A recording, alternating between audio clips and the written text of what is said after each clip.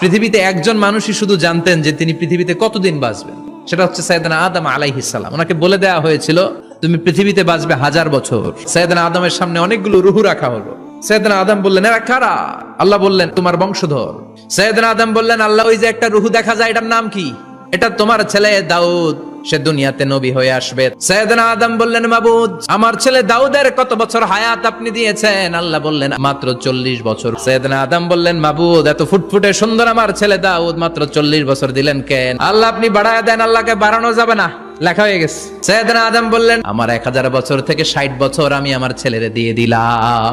আর আদম আলাইহিস সালাম পেয়েছিলেন 1000 বছর, 60 কমে গেলে রইল কত? 940 বছর পৃথিবীতে থাকার পরে মালাকুল মাউত চলে এসেছে। এসে বলল জিইতু আন আকবাদা রূহাক, রূহ কবজ করতে আসছি। আদম আলাইহিস সালাম বললেন রূহ কবজ করতে আসছো মানে? আমি বাঁচবো তো 1000 বছর।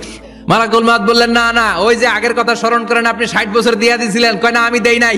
মালাকুল মাউত বলে আল্লাহ ঘটনা দেখেন, দিয়া কয় দেই নাই। আল্লাহ কয় থাক কথা কইস না, আয়া পর। ভুলে গেছেন উনি। সেদিন থেকে আল কিতাব ওয়া শুহুদ মানে লিখে রাখার সিস্টেম আর সাক্ষীর সিস্টেম চালু হয়েছে।